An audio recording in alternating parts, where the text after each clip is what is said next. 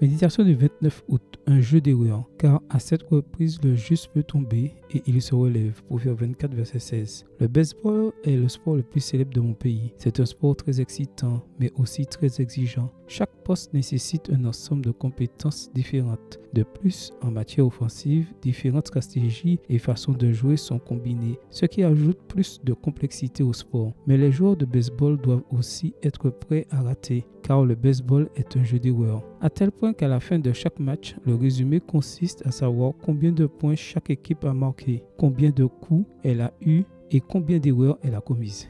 La meilleure façon d'illustrer comment les joueurs doivent apprendre à gérer leurs erreurs serait peut-être de te parler de Babe Ruth et Hank Aaron, deux des plus grands joueurs de baseball de l'histoire. Sais-tu que Ruth et Aaron ont réalisé plus de strikeouts au cours de leur carrière que de home runs? Babe Ruth a réalisé 1330 strikeouts et seulement 714 home runs, tandis qu'Aaron a terminé sa carrière avec 1383 éliminations et 755 home runs. Ont-ils été oubliés à cause de leurs échecs? Bien sûr que non. On se souvient encore d'eux comme de deux des plus grandes figures du baseball mondial de tous les temps. Commettre des erreurs, nous tromper, être éliminé par strike dans ce que nous faisons n'est pas la fin du monde, à moins que nous abandonnions le jeu et n'essayions même pas. La Bible nous enseigne que dans tout ce que nous faisons dans la vie, en particulier dans le domaine spirituel, nous devons persévérer dans la foi, l'amour et le bien, malgré les difficultés, les tentations et les épreuves auxquelles nous sommes confrontés.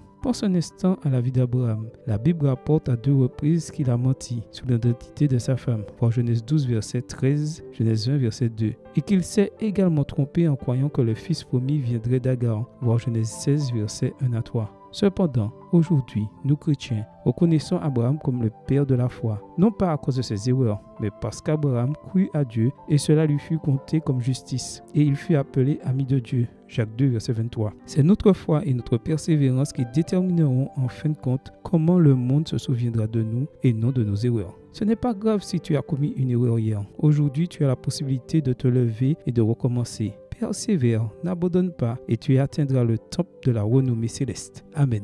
Bonne journée à toi et que le Seigneur te bénisse.